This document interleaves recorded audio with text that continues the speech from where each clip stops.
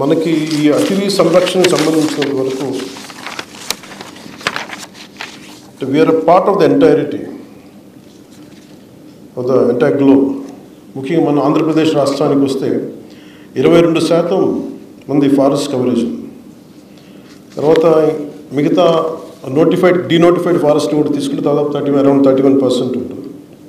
ప్రత్యేకించి మధ్యలో ఢిల్లీ నుంచి కొంతమంది అటవీ శాఖ ఉన్నతాధికారులు వచ్చి మాట్లాడుతున్నప్పుడు ఒక అస్టానిషింగ్ న్యూస్ ఏం చెప్పారంటే, ఇంక్లూడింగ్ 22% నోటిఫైడ్ ఫారెస్ట్లో కూడా అసలు ఎంత అడవి ఉంది అనేది చూస్తే చాలా డెవలప్ చేయాల్సి ఉంది. కొన్ని చోట్ల అడవి లేదు. అది అంటే 22% అని చెప్తున్నా కానీ యాక్చువల్ 22% నోటిఫైడ్ ఫారెస్ట్. బట్ దాని వెనక ఎంత అటవీ మన పచ్చదనం ఉందనేది కూడా కొంత క్వశ్చనబుల్ అని చెప్పి మీకు ఇంకోసారి ప్రత్యేకించి తెలియజేస్తానని చెప్పి ఐ థింక్ మీరు దాన్ని కూడా ఒకసారి దృష్టిలో పెట్టుకోవాలి. దాన్ని నెక్స్ట్ టైం ఉన్నతాధికారులతో కూర్చున్నప్పుడు దాని రివ్యూ మీటింగ్లో దాన్ని అడ్రస్ చేస్తాం.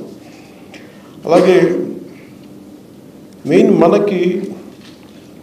మీరందరూ దృష్టి సారించవలసిన కొన్ని ప్రధాన అంశాలు వరుసగా మీకు తెలియజేసుకుంటాం.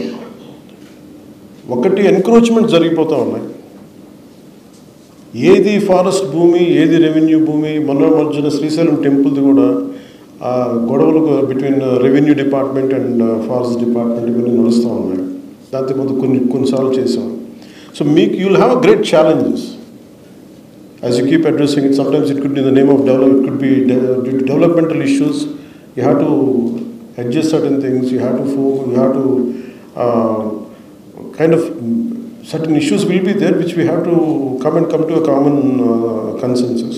That is one aspect which will go through it.